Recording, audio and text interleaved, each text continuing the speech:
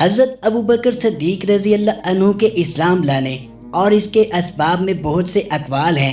ان میں سے ایک یہ ہے کہ بعث نبوی صلی اللہ علیہ وآلہ وسلم سے 20 سال پہلے آپ رضی اللہ عنہ نے ایک خواب دیکھا کہ چاند آسمان سے ٹکڑے ٹکڑے ہو کر کعبہ میں گرا اور مکہ کے ہر گھر میں ایک ایک ٹکڑا گرا۔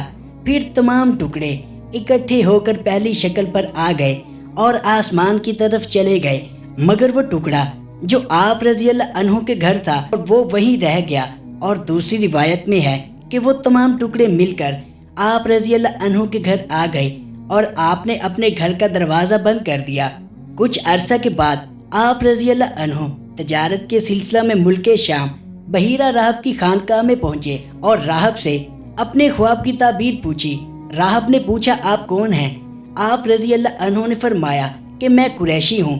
راہب نے کہا کہ مکہ میں تمہارے درمیان ایک پیغمبر ظاہر ہوگا اور اس کا نور ہدایت مکہ کے ہر گھر میں پہنچے گا۔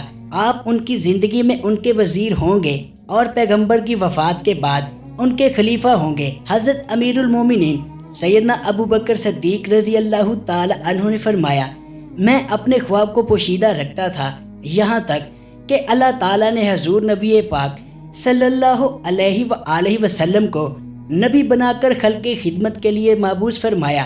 جب مجھے آپ کے ظہور کی خبر ملی، آپ کی خدمت میں حاضر ہوا۔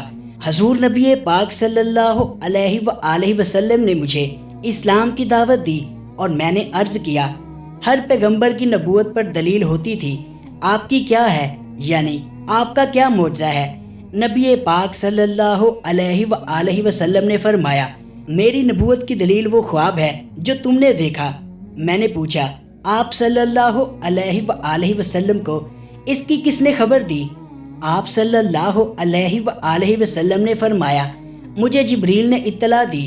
میں نے کہا، اس سے زیادہ میں آپ سے کوئی دلیل و برہان نہیں پوچھتا، اور اسی موقع پر کلمہ شہادت پڑھ کر مسلمان ہو گئے۔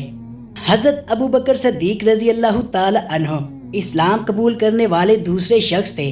آپ سے پہلے حضور نبی پاک صلی اللہ علیہ وآلہ وسلم کی زوجہ محترمہ ام المومنین سیدہ خدیجہ سلام اللہ علیہا نے اسلام قبول کیا تھا۔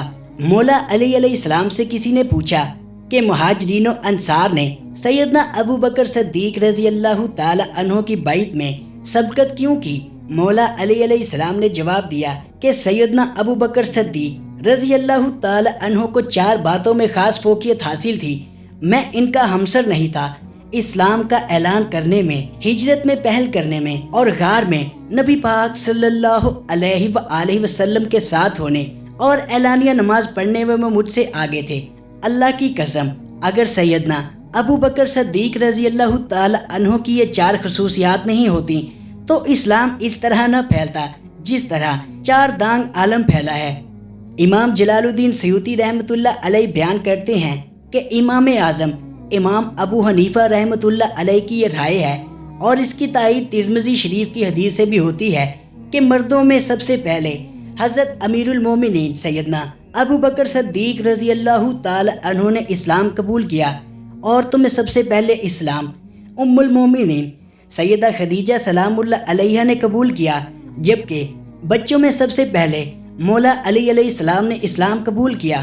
حضرت خدیجہ رضی اللہ تعالی عنہا نبی پاک صلی اللہ علیہ وآلہ وسلم کی اہلیہ تھیں۔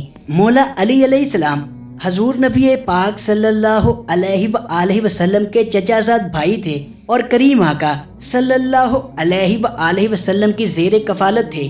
حضرت زید بن حارثہ رضی اللہ تعالی عنہ پہلے حضور نبی پاک صلی اللہ علیہ وآلہ وسلم کے غلام تھے، پھر آپ صلی اللہ علیہ وآلہ وسلم نے ان کو آزاد کر دیا، لیکن انہوں نے آپ کا خادم بن کے آپ کے پاس ہی رہنے کو ترجیح دی۔ چنانچہ رحمت للعالمین صلی اللہ علیہ وآلہ وسلم نے ان کو اپنا بیٹا بنا لیا تھا۔ اس لحاظ سے تینوں حضور نبی پاک صلی اللہ علیہ وآلہ وسلم کے گھر کے افراد تھے، جبکہ صدیق اکبر رضی اللہ تعالی عنہ وہ واحد فرد تھے جو گھر سے باہر کے تھے، تاہم انہوں نے عوام الناس میں سے سب سے پہلے قبول اسلام کا شرف کیا اور اس لیے اول مسلمین کہلائے۔ اللہ تعالیٰ کی بے شمار رحمتیں ہوں امیر المومنین سیدنا ابو بکر صدیق رضی اللہ تعالی عنہ پر